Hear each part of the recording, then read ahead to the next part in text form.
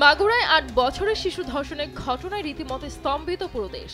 এই ন্যাক্কারজনক ঘটনা বর্তমানে টক অব দ্য কান্ট্রিতে পরিণত হয়েছে।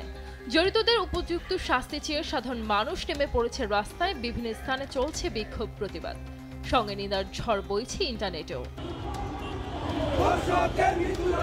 এই মুহূর্তে হাসপাতালে জীবন মৃত্যুর সন্ধিক্ষণে ৮ বছরের সেই শিশু। এদিকে সামাজিক মাধ্যমে ভেসে বেড়াচ্ছে শিশুটির অচেতন অবতার। এমন মর্মান্তিক ও ন্যাক্কারজনক ঘটনা স্বাভাবিকভাবে মানুষের মনে দাগ কেটেছে, যেখানে বাদ যায়নি বিনোদন অঙ্গনও। দেশের সাধারণের পাশাপাশি তারকারাও প্রতিবাদ জানিয়েছে।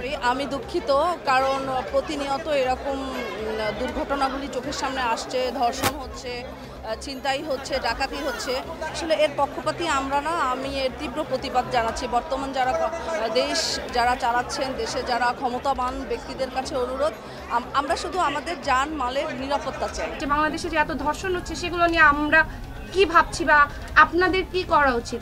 আমার কাছে আপনারা একটা মানুষও, আমি লাস্ট কয়েকদিন ধরে আপনাদের সাথে দেখা হচ্ছে, কেউ ধর্ষণ নিয়ে কথা বলছেন না। সেই তালিকায় রয়েছেন ঢাকায় মেগাস্টার শাকিব খান। রোববার দুপুরে এক ফেসবুক পোস্টে স্পষ্ট বিচার চাইলেন সেই ভুক্তভোগী শিশুটির জন্য। হ্যাশট্যাগে শিশুটির নাম উল্লেখ করে শাকিব খান লেখেন, উই ওয়ান্ট জাস্টিস। মেগাস্টারের কাছ থেকে এমন প্রতিবাদ পেয়ে অনুরাগীরাও বেশ খুশি। তবে দেশে এ ধরনের ঘটনার দ্রুত বিচার বাস্তবায়ন নিয়েও প্রশ্ন তোলেন অনেকে। শাকিবের করা পোস্টে মন্তব্য ঘরে তার অনুরাগীদের অধিকাংশই এই ঘটনার দ্রুত বিচার দাবি করেন, সঙ্গে প্রতিবাদও জানান কঠোর ভাষায়। তাদের মধ্যে একজন নেটিজেন লিখেছেন, থামিয়ে দাও নারীর প্রতি নোংরা লোভের থাবা, একদিন তুমিও তো হবে কোন এক নারীর বাবা। গত বৃহস্পতিবার বোনের বাড়ি বেড়াতে গিয়ে ধর্ষণের শিকার হয়েছে ৮ বছরের শিশু আসিয়া।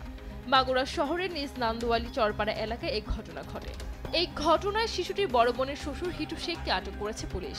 এরপর শনিবার শিশুটির মা থানায় মামলা দায়ের করেন। সেখানে শিশুটির বোনের স্বামী, শ্বশুর, শাশুড়ি ও ভাসুরকে আসামি করা হয়।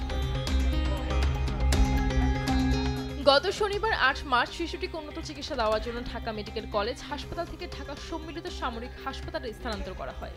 অপরদিকে এই মামলার বিচার ১৮০ দিনের মধ্যে শেষ করার নির্দেশ দিয়েছে হাইকোর্ট। নারী ও শিশু নির্যাতন দমন ট্রাইব্যুনালকে এই নির্দেশনা বাস্তবায়ন করতে বলা হয়েছে।